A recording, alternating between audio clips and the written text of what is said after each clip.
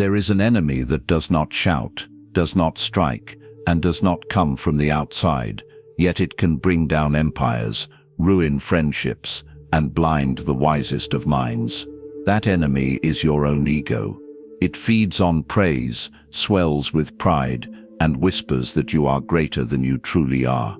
Left unchecked, it makes you deaf to truth and blind to reality. The Stoics understood this danger well. Marcus Aurelius warned himself each day not to be a Caesar in purple, reminding that titles and applause mean nothing if the soul is corrupted. The wise man does not live to impress.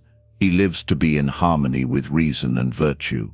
Today I'm going to show you how to strip the ego of its power, not by fighting it with anger, but by replacing it with humility, clarity, and strength of character. You will learn how to see yourself as you truly are, how to detach from the need for validation, and how to live for something greater than your own pride. Stay with me for the next few minutes as I take you through the Stoic path of destroying your ego before it destroys you. Let's begin. Number 1. See yourself as you truly are. Ego thrives in the shadows of self-deception.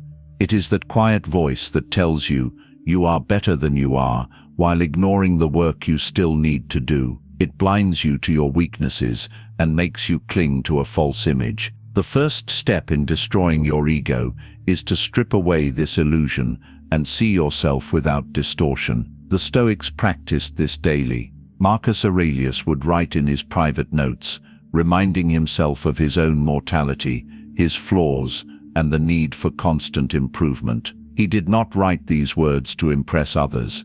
He wrote them to keep himself honest. He knew that self-examination is a weapon against arrogance. To see yourself as you truly are, you must be willing to look in the mirror of truth and accept what you find. This means acknowledging not just your strengths, but also your faults, failures, and areas where you fall short. Avoid the trap of comparing yourself to others for comfort. Comparison often feeds ego, either by making you feel superior or by leading you into envy. Instead, compare yourself only to who you were yesterday and measure progress by your own standards of virtue. One of the most powerful Stoic habits is evening reflection. At the end of the day, ask yourself, what did I do well? Where did I falter?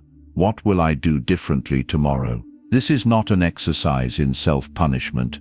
It is an exercise in truth. Only by knowing where you stand can you take the right step forward. When you strip away the titles, the possessions, the likes and applause, you are left with your character. That is the real you. As Marcus Aurelius said, the soul becomes dyed with the color of its thoughts. If your thoughts are honest and grounded, your life will reflect that clarity. But if they are inflated with pride, they will cloud your judgment and eventually lead to downfall. Seeing yourself as you truly are is not about tearing yourself down. It is about standing on solid ground. When you know your flaws, you can work on them. When you know your strengths, you can use them wisely without arrogance. Ego hates this process because it feeds on illusion, but wisdom grows from it. The Stoic path is clear. Face the truth daily, and your ego will lose its grip. When you master the art of self-honesty, you lay the foundation for a life that is unshakable, not because it is perfect, but because it is real. Number 2. Let praise pass through you. Few things inflate the ego faster than praise. Compliments can be intoxicating. They whisper to you that you've arrived, that you are special, that you are beyond criticism. And yet the Stoics warned that clinging to praise is as dangerous as clinging to possessions, because it ties your worth to forces beyond your control. Marcus Aurelius gave himself this reminder: receive without pride, let go without attachment. Praise is not the enemy, but attachment to it is. When someone praises you, it is often a reflection of their perspective, not the absolute truth. You may have done well in their eyes, but their view is shaped by their own values, emotions, and limited understanding of your life. If you let their words become your measure of self-worth, you will live in constant need of approval. This is a subtle slavery. The chains are invisible, but they pull you just the same.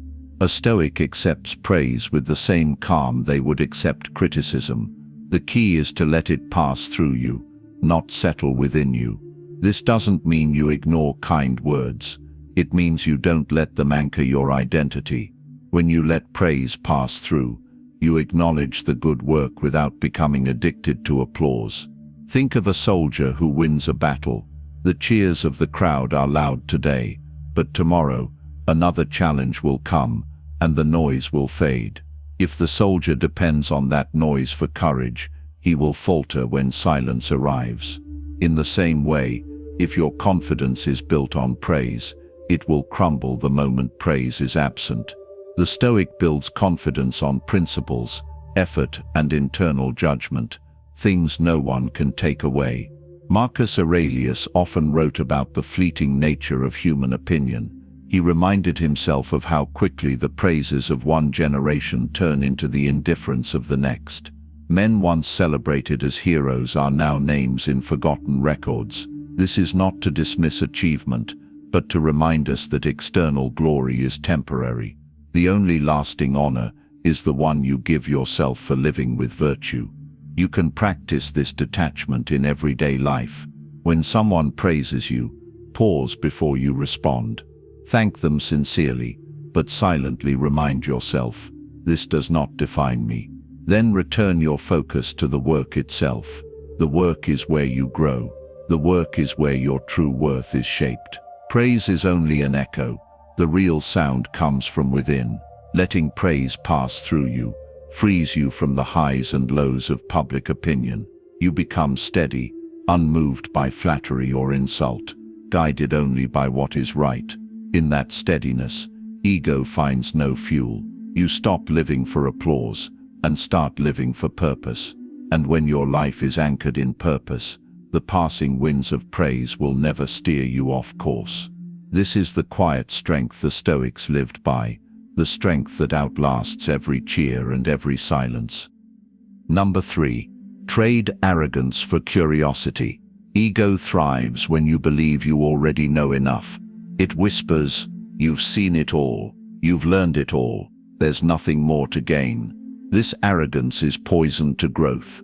The Stoics understood that true wisdom begins with the admission of ignorance. Marcus Aurelius reminded himself daily of how small he was in the grand design of the universe. He saw himself as a single thread in an endless tapestry, important to the whole, but far from the center of it. When arrogance closes the door to learning, curiosity pries it open again. Curiosity says, there is more to discover, more to understand, more to refine in myself. It turns the world into a teacher, and everyone you meet into a potential guide. Epictetus, another great Stoic, advised listening even to those you disagree with, for they might unknowingly reveal a truth you have overlooked. The moment you believe you cannot learn from someone, you have given your ego the keys to your mind. Curiosity demands humility. It requires that you accept your current knowledge as incomplete. Marcus Aurelius often wrote as if he were a student, jotting down lessons to remember, not proclamations to display. This practice kept him open to growth, even as the most powerful man in the Roman Empire. If an emperor could see himself as a pupil of life, surely we can too.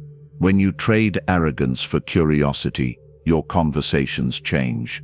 Instead of waiting for your turn to speak, you begin to listen, not for the sake of responding, but for the sake of understanding. You ask questions, not to expose someone's ignorance, but to uncover your own blind spots. This is the opposite of ego's approach, which seeks to dominate every exchange to protect its fragile image. There's also a deeper benefit. Curiosity kills fear. Arrogance fears being wrong, but curiosity sees being wrong as a step toward being right. When you approach life as a learner, mistakes are no longer personal attacks on your intelligence. They are lessons, essential to your progress. The Stoics were relentless in their pursuit of knowledge. They read, observed, questioned and reflected, not to appear intelligent, but to live better. They knew that the mind, like a muscle, withers without exercise. Curiosity is the training ground that keeps the mind flexible and resilient. To put this into practice, begin each day with a mental shift. Assume there is something today that can change your perspective, if you are willing to notice it. Speak less, listen more, seek out people with different experiences, read beyond your comfort zone, and when you feel the temptation to dismiss an idea simply because it doesn't align with what you already believe, stop and ask, what if there is a truth here? I have not yet seen. Ego wants to be certain, the Stoic wants to be wise, and wisdom is never complete. By trading arrogance for curiosity, you remove ego's crown and replace it with the humble, unending pursuit of truth. That is where real growth begins, and where ego quietly fades away. Number 4. Serve something greater than yourself. Ego makes the self the center of the universe. It whispers, your desires come first. Your comfort is most important. Your recognition is what matters. This inward obsession blinds us to the bigger picture. The Stoics taught that a meaningful life is not measured by what you take from the world, but by what you give to it. Marcus Aurelius wrote, "What is not good for the beehive is not good for the bee." In those few words he captured a timeless truth. Your well-being is tied to the well-being of the whole. When you serve only yourself, your world becomes small. Every inconvenience feels like an insult. Every delay like an injustice. But when you anchor yourself to a purpose beyond your own ego, challenges no longer feel like personal attacks. They become part of the work you are meant to do. A soldier does not complain about the mud if he fights for his homeland. A builder does not curse the stone if he builds a temple for the community. Serving something greater does not always mean leading armies or changing nations. It can be as simple as dedicating your work to lifting others, teaching truth, protecting those who cannot protect themselves, or contributing to a cause that will outlast you. The measure is not the size of the task, but the purity of your commitment. The Stoics believed that duty was at the heart of virtue. Marcus Aurelius, as emperor, faced endless opportunities to serve his own comfort, yet he constantly reminded himself that his position existed for the sake of others, not for the indulgence of self. He knew that titles and power are traps when used for personal glory, but tools when used for the common good. When you shift your focus to something larger than yourself, ego loses its grip. You stop asking, "How does this make me look?" and start asking, "Does this make the world better?" You become less concerned with personal credit and more concerned with the work being done well. And ironically, those who live this way often leave the deepest mark, precisely because they did not chase recognition. To practice this, identify a cause, principle, or duty that speaks to your values. Commit to serving it, even when no one notices. Let your actions be guided by the question, will this benefit the greater good? In moments of doubt or selfish temptation, return to that anchor. This is how you rise above ego's narrow view and see life in its full breadth. The Stoics knew that a man who serves only himself becomes a prisoner of his own desires, while the man who serves a greater purpose becomes free. By dedicating yourself to something beyond your ego, you gain strength that self-interest can never provide. Your life becomes not just about survival or success, but about significance, and significance is the one thing ego can never truly claim. Number 5. Master the art of restraint. Ego loves immediacy. It wants to speak without thinking, act without reflection, and react without control. It convinces you that every impulse must be obeyed, every urge satisfied, every offense answered. But the Stoics taught that true strength lies in restraint, the ability to pause, to hold back, to choose wisely instead of acting blindly. Marcus Aurelius wrote, "You have power over your mind, not outside events. Realize this, and you will find strength." That power over your mind begins with restraint. Restraint is not weakness, it is controlled power.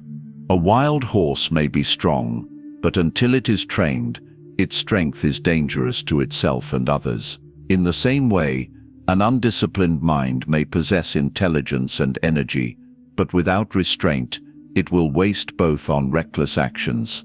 Ego resists restraint because it wants to feel important, to be seen, to win every moment. Yet the wise man knows that the greatest victories often come from walking away, staying silent, or waiting for the right moment.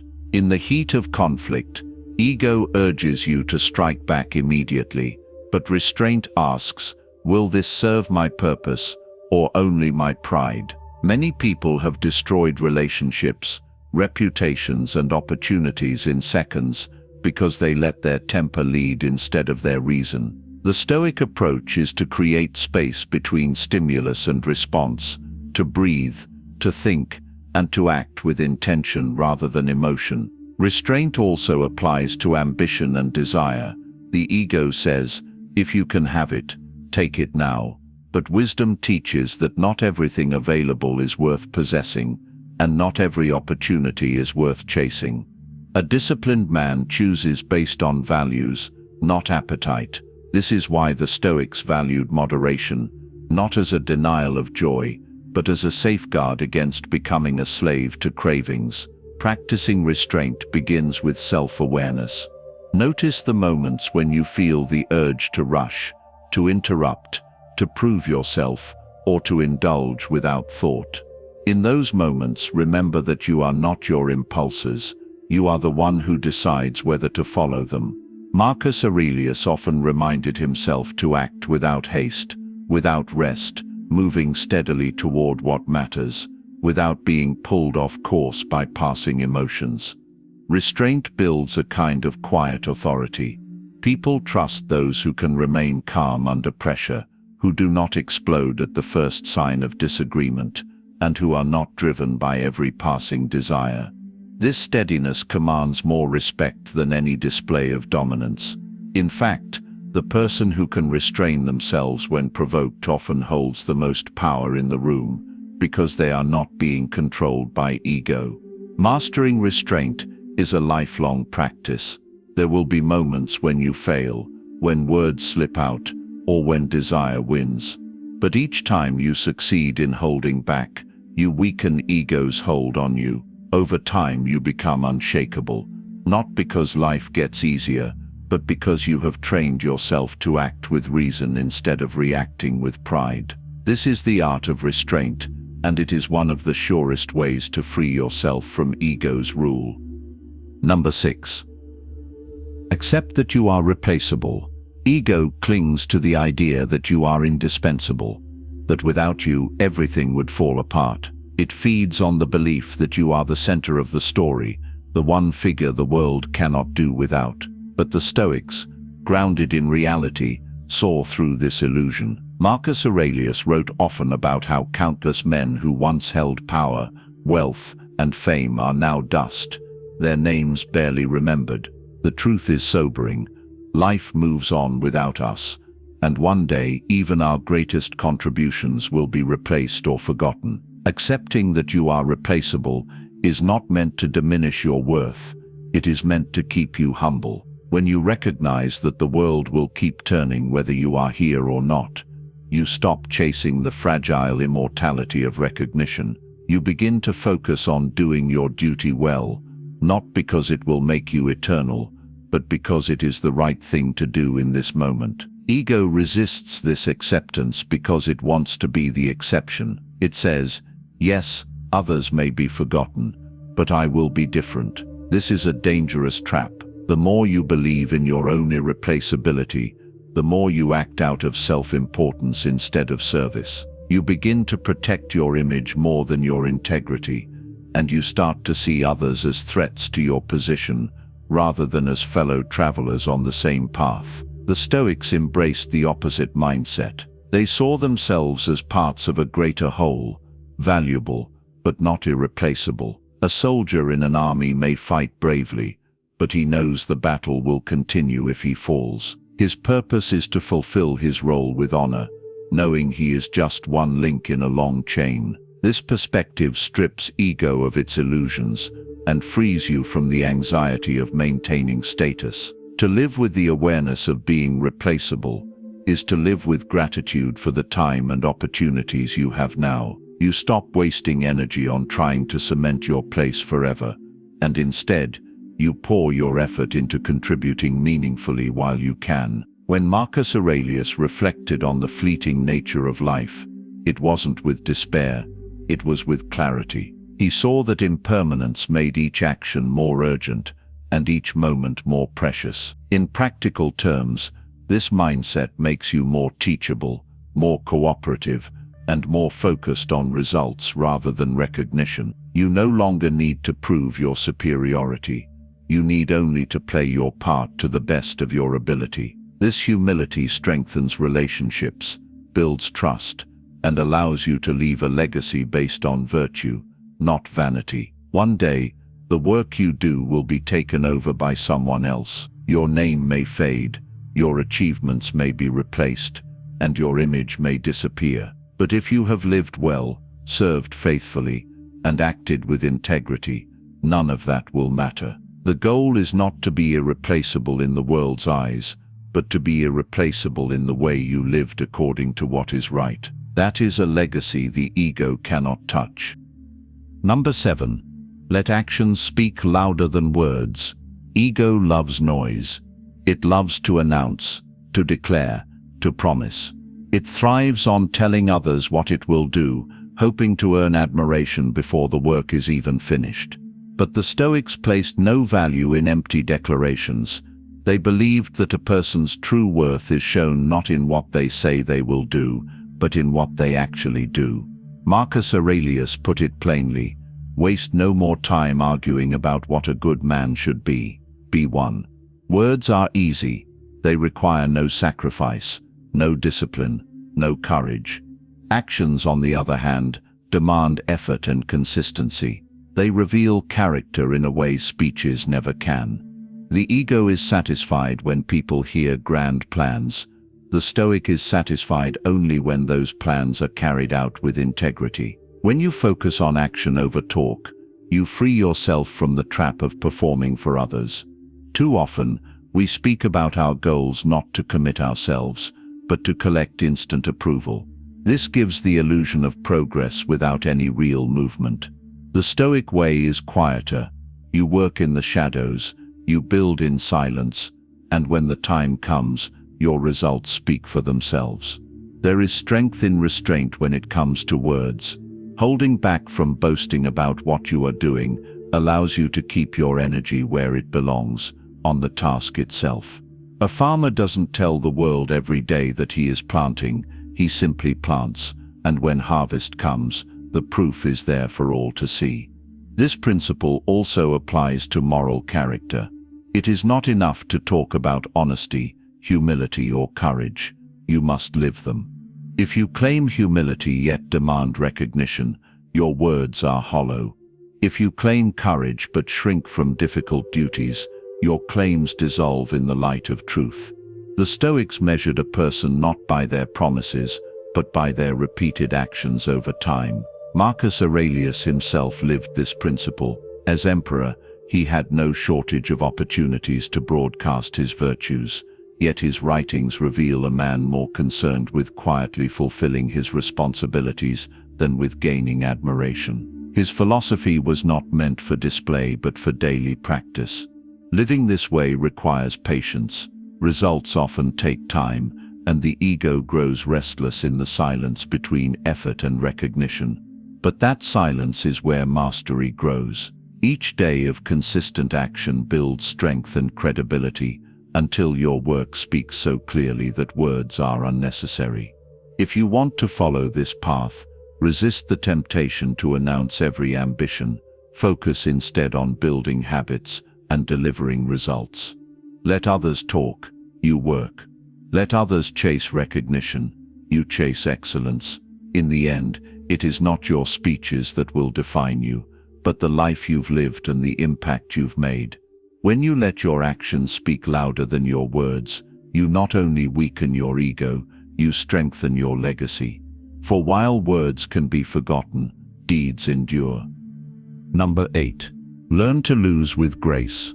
Ego fears loss more than almost anything else. It clings desperately to victories, possessions, titles, and relationships, convinced that losing them means losing part of itself. But the Stoics saw loss differently. To them, loss was not a personal attack, but part of the natural flow of life. Marcus Aurelius wrote, "Accept the things to which fate binds you, and love the people with whom fate brings you together, but do so with all your heart." He understood that attachment must be balanced with acceptance, to give fully while we have something, yet release it gracefully when it is gone. Learning to lose with grace is not about pretending loss doesn't hurt. Pain is natural, denial is not strength. The difference lies in how you respond. Ego reacts with outrage, resentment, or self-pity. It says, "This should not have happened to me." The Stoic, however, recognizes that no one is exempt from the laws of nature. All things, possessions, opportunities, even life itself, are temporary gifts, not permanent rights. When you lose with grace, you refuse to let loss turn into bitterness. You honor what was, you learn from it, and you move forward without poisoning your mind with "if only" and "why me." This mindset frees you from the chains of the past and allows you to engage fully with the present. Consider the athlete who loses a championship. The ego wants excuses, blaming the referee, the conditions, or the opponent's luck. But the Stoic competitor accepts defeat as a teacher. They examine their performance honestly, take the lessons forward, and prepare for the next opportunity. The loss becomes fuel for growth, not a wound to nurse forever. This principle applies to every area of life: business failures, broken relationships, missed chances. Every loss holds two possibilities. It can shrink you into resentment, or it can expand you into wisdom. The choice is yours. Marcus Aurelius often reminded himself of how many people before him had faced the same trials and still carried on. Perspective is a powerful antidote to ego's drama. Grace in loss also earns you respect. People watch not only how you win, but how you lose. Many can handle success, far fewer can handle failure without bitterness. The person who can shake hands after defeat, who can acknowledge another's victory without envy, who can step aside without clinging, that person shows a mastery over ego that is rare and admirable. To practice this, start small. When minor setbacks happen, a plan falls through, a goal is delayed, notice your initial reaction. Resist the urge to complain or dwell on what's gone. Instead, ask, what is within my control now? Redirect your focus there.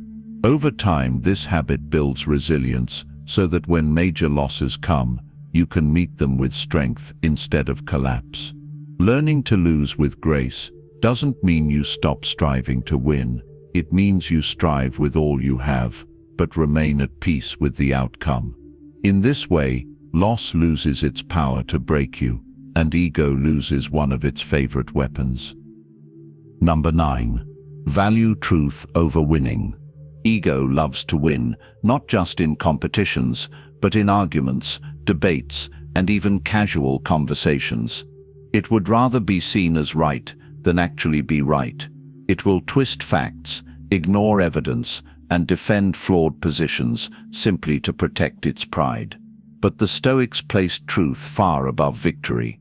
Marcus Aurelius wrote, "If someone can prove me wrong and show me my mistake in any thought or action, I shall gladly change. For I seek the truth, which never harmed anyone.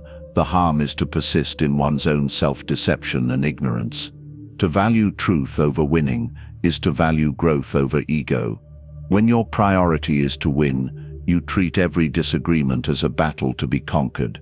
But when your priority is truth, you treat it as a chance to learn. You no longer fear being proven wrong, because every correction is a step toward greater understanding. The ego resists this because it sees being wrong as a loss of status. It fears the embarrassment of admitting a mistake. But wisdom knows that pretending to know what you don't only deepens ignorance.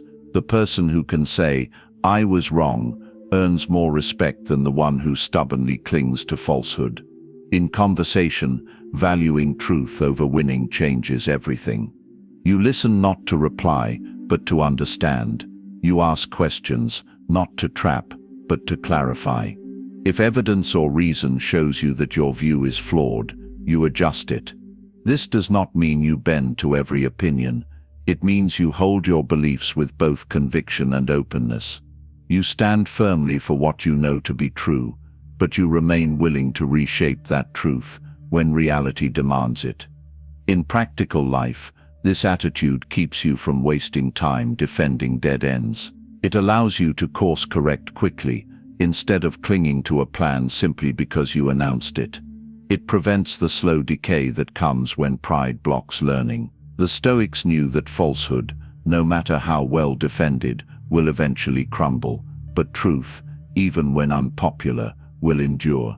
Imagine a captain sailing toward a destination.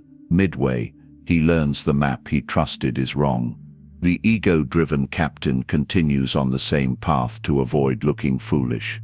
The truth-driven captain changes course immediately, because the destination matters more than appearances. The second captain may face criticism in the moment, but in the end, he reaches safe harbor. You can begin practicing this by catching yourself in moments of defensiveness. When you feel the urge to argue simply to win, pause and ask, is my goal here to protect my pride or to find the truth? The more you choose truth, the more you strip ego of its grip. Valuing truth over winning takes humility and courage, but it frees you from the exhausting need to always be right. And when you no longer fear being wrong, you unlock a rare freedom, the ability to learn endlessly. That is a victory no ego can ever match. Number 10. Live for legacy, not vanity. Ego is obsessed with the present moment's applause. It craves attention now, the likes, the compliments, the recognition that fades as quickly as it comes. Vanity is short-sighted. It sacrifices depth for display, substance for appearance.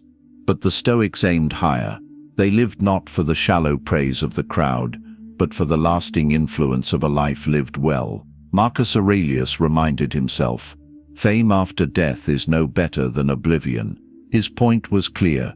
The opinions of others, whether today or centuries from now, are beyond your control. What matters is the kind of person you become and the principles you uphold. Living for legacy means living for what endures: integrity, courage, justice, and wisdom. These are the qualities that shape how you will be remembered, not the clothes you wore, the titles you held, or the awards on your shelf. Legacy is built quietly, over time, in the way you treat people, in the work you do when no one is watching, and in the principles you refuse to compromise. Ego often confuses legacy with reputation. Reputation is fragile. It depends on the shifting opinions of others. Legacy, however, is rooted in truth. A person of strong character can lose their reputation to gossip or slander, yet their true legacy will still stand because it is grounded in reality, not perception. The Stoics understood that legacy is not about being remembered by many, but about leaving something meaningful for those whose lives you touch. That something could be wisdom passed to a child, kindness shown to a stranger, or an example of virtue that inspires others long after you are gone. You may never see the full effect of your actions, but their impact can ripple through time in ways you cannot imagine. To live for legacy, you must shift your daily focus. Instead of asking, "How can I be noticed?" ask, "How can I be useful?" Instead of chasing the spotlight, work on building something solid, something that will last when the noise fades. This doesn't mean rejecting success or recognition. It means not making them the goal. If they come, they are byproducts, not the purpose. Marcus Aurelius, despite being the most powerful man of his time, wrote privately to remind himself not to be consumed by vanity. He knew that empires crumble and names fade, but the impact of virtuous action never truly dies. His meditations were never meant for public eyes, yet they became one of the most influential works in history. Proof that a genuine legacy is not built by trying to impress, but by striving to live rightly. Vanity dies with you. Legacy lives beyond you. Every decision, every act of discipline, every moment you choose virtue over ego, is a brick in the foundation of your legacy. Build it carefully, for it is the only monument worth leaving behind. When your life is over, let it be said, not that you were admired for a moment, but that you stood for something timeless. Ego is subtle. It doesn't always roar. Sometimes it whispers. It tells you that you're above correction, that you deserve more, that you must always be seen and heard. Left unchecked, it erodes humility, blinds you to truth, and pushes you away from the very virtues that make life meaningful. The Stoics understood that the greatest victories are not over other people, but over the impulses within ourselves. Marcus Aurelius lived by this, reminding himself daily to act according to reason and virtue, not pride or vanity. Destroying your ego is not about stripping away your confidence.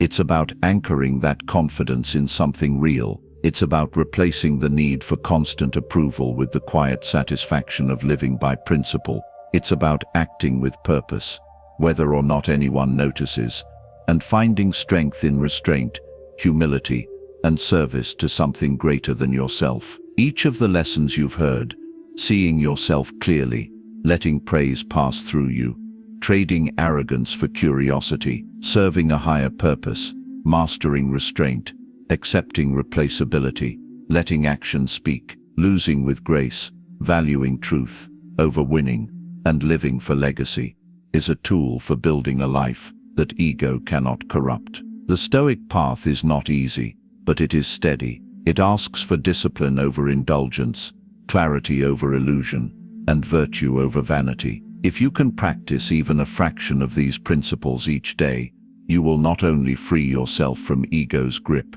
you will live a life of strength, peace, and purpose. And in the end, that is the only victory worth winning.